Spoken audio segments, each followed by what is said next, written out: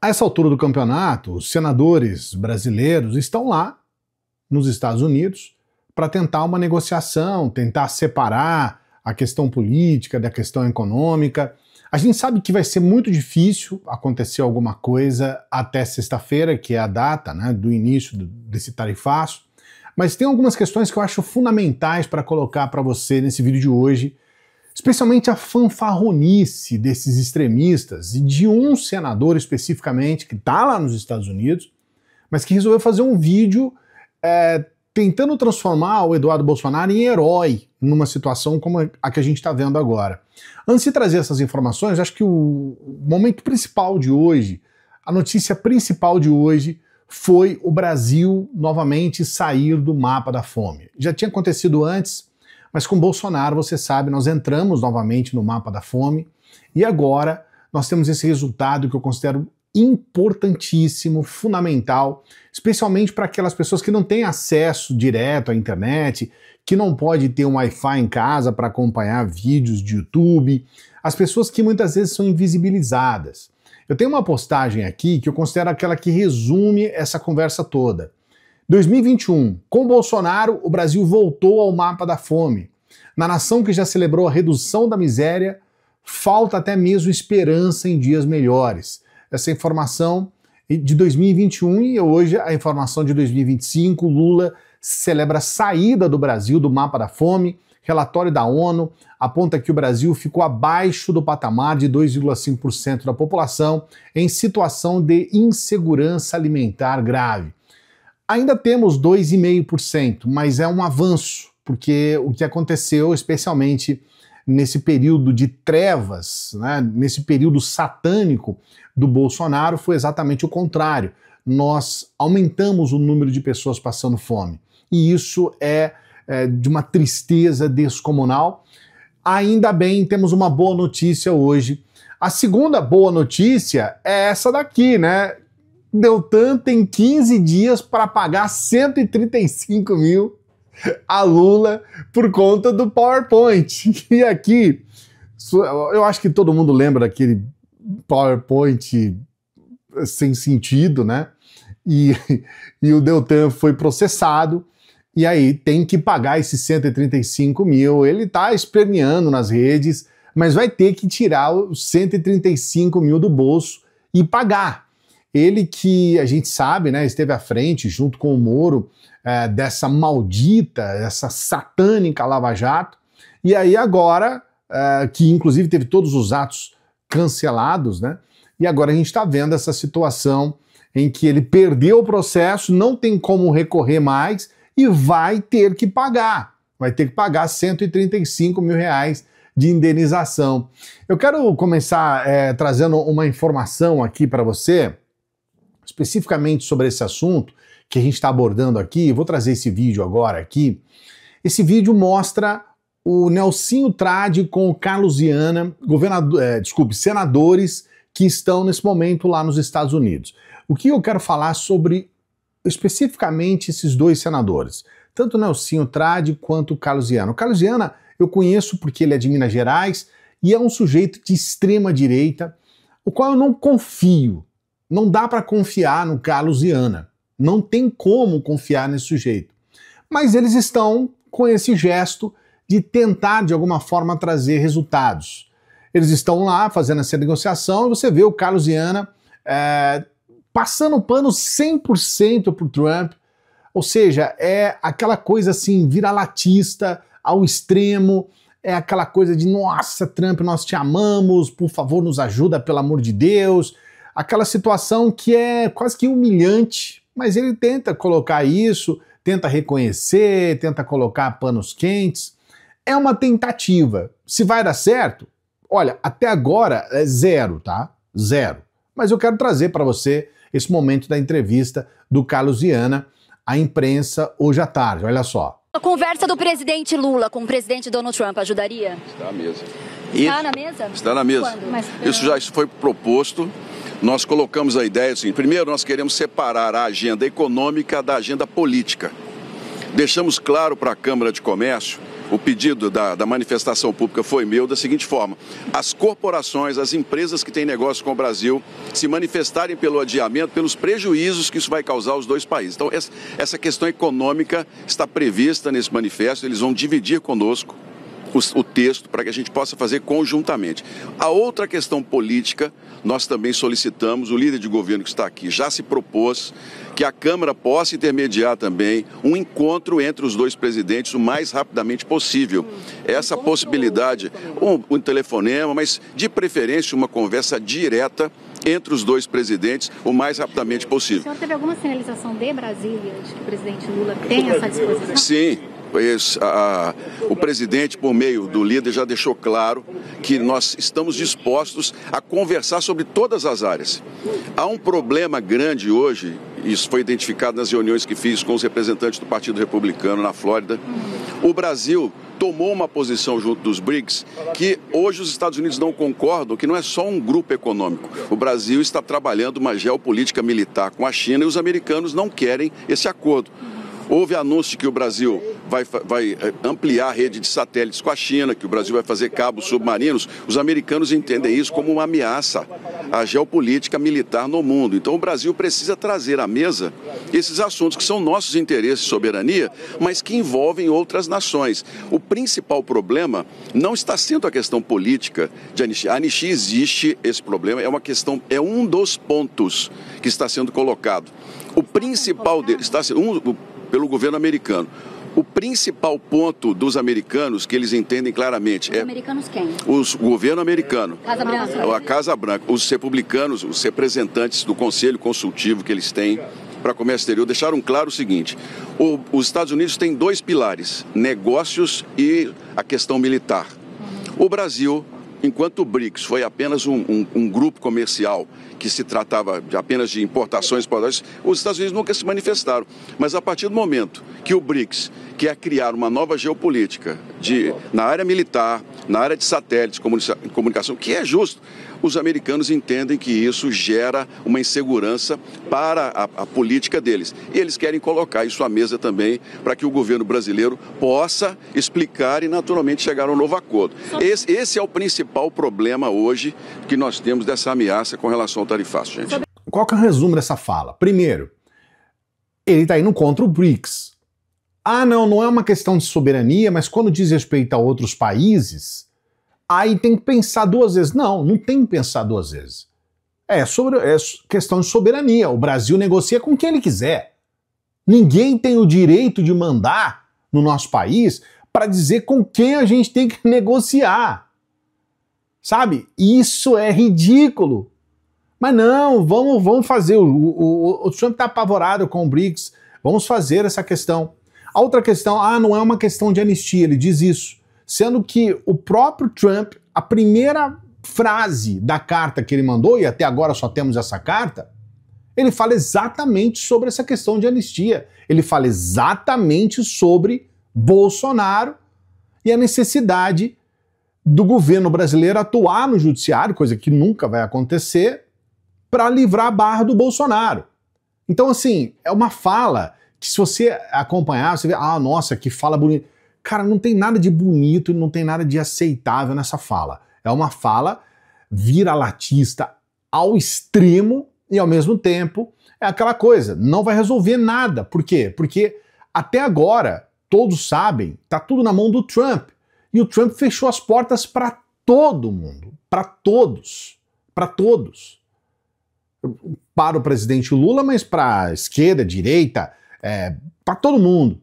Esse é um ponto. E o outro ponto que eu acho que vai trazer a ilustração final do que eu quero dizer para você, que o Carlos Viana, o senador Carlos Viana, esse senador de Minas Gerais, está tentando colocar panos quentes, é que na verdade não tem nada. O Carlos Viana coloca o que o Trump está fazendo como, bacana, está defendendo o interesse dele e não sei o quê. Daqui a pouco você vê o Eduardo Bolsonaro fazer a mesma coisa. Só que o que o Trump fez, como a gente tem falado aqui muitas vezes, e hoje foi repetido pelo Trigueiro, o que o Trump fez foi uma agressão contra o Brasil.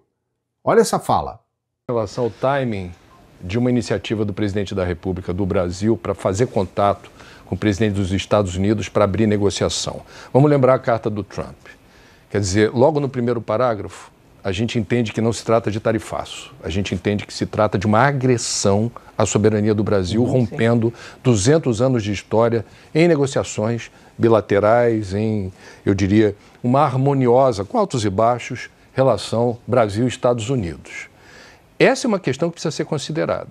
O Trump é um notório aplicador de bullying contra chefes de Estado. Eu não sei qual seria, sinceramente, o resultado de um telefonema do presidente Lula a Trump, qual seria a versão de Trump a respeito dessa conversa. Trump é um notório chefe de Estado volúvel. Ele aplica uma tarifa, volta atrás. Ele diz uma coisa e volta atrás. A rigor, tecnicamente, esta tarifa de 50% não foi ainda aplicada. Os canais de negociação estão abertos. Não estão. Não estão abertos. Não, estão abertos por parte do Brasil. O Brasil está notoriamente na mesa, a partir da delegação do vice-presidente Alckmin, a partir da comissão dos senadores que a gente está vendo aqui, tentando, institucionalmente, como a Andréa falou, estabelecer um canal de comunicação. Os setores comerciais mais atingidos estão na mesa, estão procurando mobilizar, de alguma forma, Brasil e Estados Unidos, laranja, café, aço, Embraer, está todo mundo ali posicionado, esperando acontecer. Tem que esperar acontecer.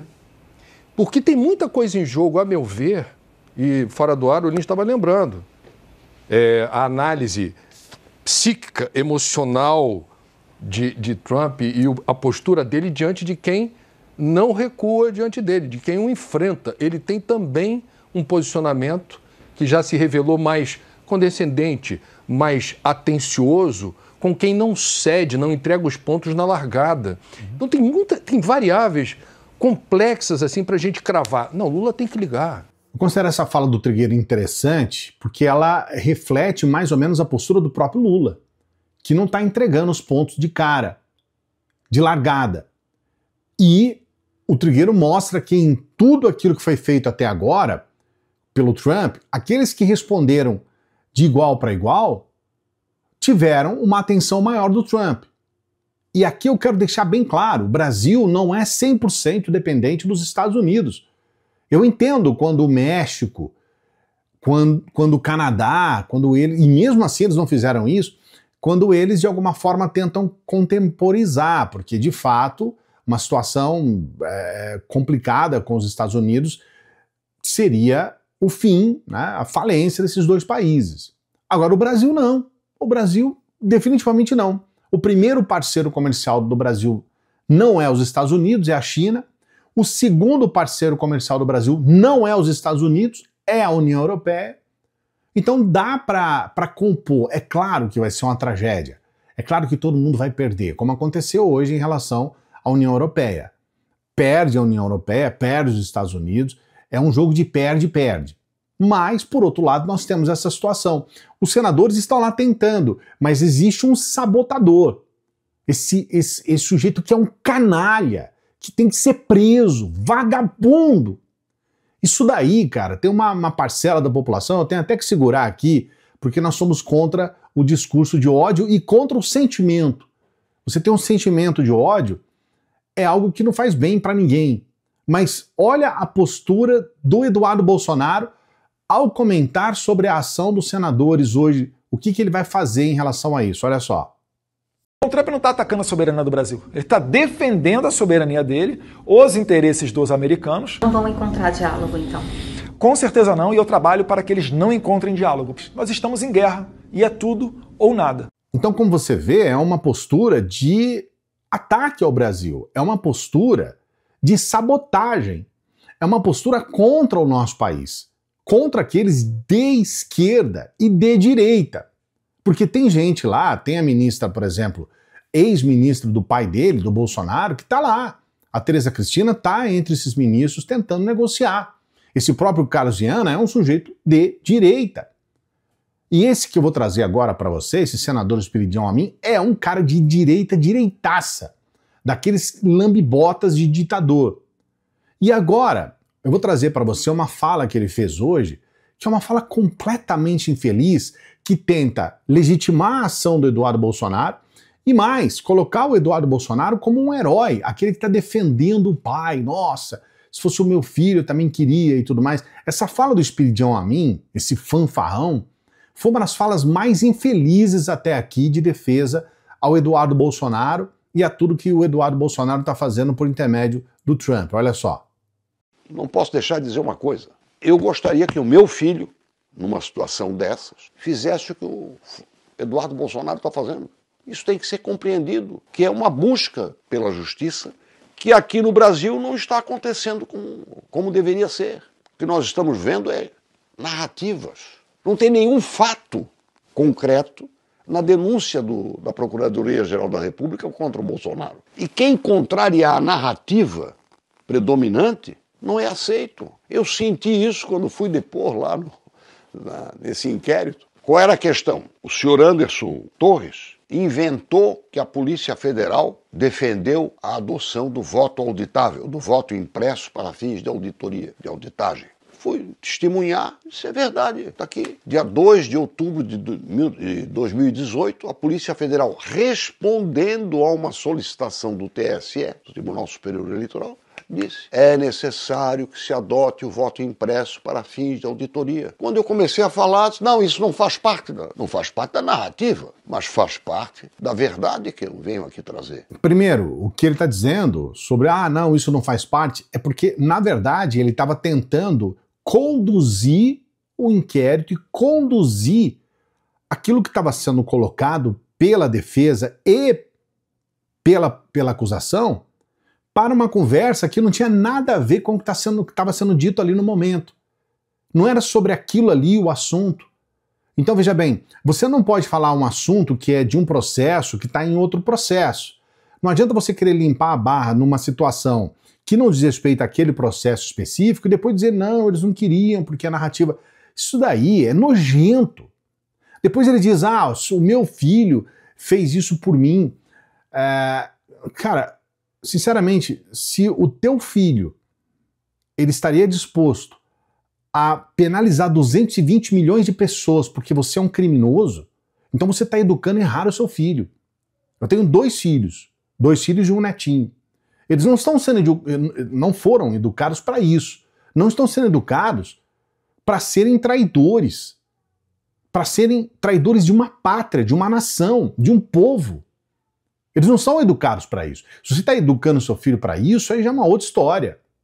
E aí ele diz, não existe fatos concretos. A gente vê agora recentemente uma situação em que um general do Bolsonaro assume um crime de que queria matar. Ele teve o desejo, depois ele teve o planejamento, ele planejou como matar, vamos aproveitar que ele está doente, não sei o quê, que ele tem saúde frágil, a gente vai envenenar, até como matar ele planejou, ele imprimiu isso e 40 minutos depois ele estava conversando com, a poucos metros de onde ele imprimiu, com o presidente da República no momento, que era o Bolsonaro. Então veja bem, esse sujeito assumiu isso. Esse sujeito, ele confessou que fez isso. E aí vai dizer que não tem prova concreta. O que mais tem são provas concretas. Então, veja bem, é um fanfarrão. E eu vou dizer uma coisa para você. Eu não espero nada de um sujeito como Espiridião Amin. Nada. Não espero nada dele. Nada. Sabe? Porque é um sujeito lamentável, é um dos piores políticos da história do Brasil. Lamentável em todos os aspectos. A despeito de ter uma boa retórica, de saber conversar e tudo mais, que é obrigação, né? Na idade que está, é uma obrigação ter aprendido alguma coisa.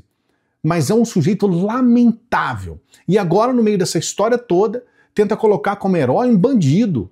Um sujeito que tem que ser preso. Eduardo Bolsonaro tem que ir pra cadeia. Pra cadeia. Não, eu queria que o meu filho fizesse isso comigo. Não. Eu não queria que o meu filho me defendesse se eu fosse um criminoso. Muito pelo contrário, que ele soubesse separar as coisas. Isso não diz respeito ao sentimento dele por mim. Provavelmente, eu tenho uma excelente relação com os meus filhos, provavelmente ele ia gostar de mim do mesmo jeito. Mas ele não ia aprovar uma atitude criminosa, e nem deveria aprovar uma atitude criminosa minha. Então veja bem, você percebe que ainda tem esse discurso vagabundo no meio dessa história toda, que não tem jeito, e esse sujeito está lá nos Estados Unidos tentando negociar, mas olha o pensamento de um cara desse. Você vê o Eduardo Bolsonaro, que ele coloca como herói, sabotando ele. Ele, porque ele está lá para negociar e o Eduardo Bolsonaro, que ele coloca como herói, está sabotando ele. E mesmo assim, esse sujeito é incapaz de entender o que está acontecendo. Ou seja, talvez ele seja capaz de entender, mas aí, se for capaz, a gente já começa a duvidar da questão do caráter de um sujeito desse. Se ele realmente está entendendo o que está acontecendo, aí já é uma questão de caráter. Mas coloca aqui nos comentários o que você pensa a respeito disso. Não se esqueça de dar o like no vídeo. Dê o like no vídeo, por favor. E eu peço, por favor, se inscreva no canal. Faça a sua inscrição no canal. Aproveite, a gente está começando uma semana. Aproveite, que é aquela semana que começa uma semana, termina um mês.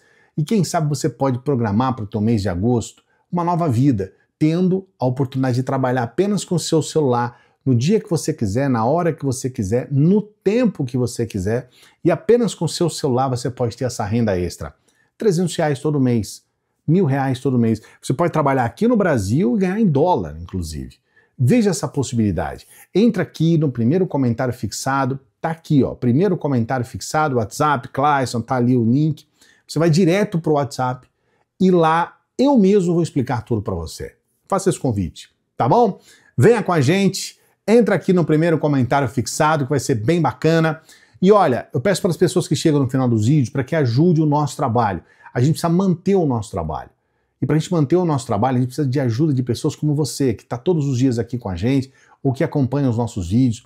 Dê essa força para a gente continuar. Qualquer valor, o valor que você puder, tá bom? Dê essa força aqui, porque vai ser muito importante. A gente quer continuar trabalhando, a gente vive desse trabalho e precisamos continuar trabalhando. Agradeço as pessoas que sempre nos ajudam. Daqui a pouquinho a gente volta. Salve progressistas, eu sou o Clayson. Segunda-feira ainda dá tempo de dizer para você, tenha uma boa semana e vamos para frente.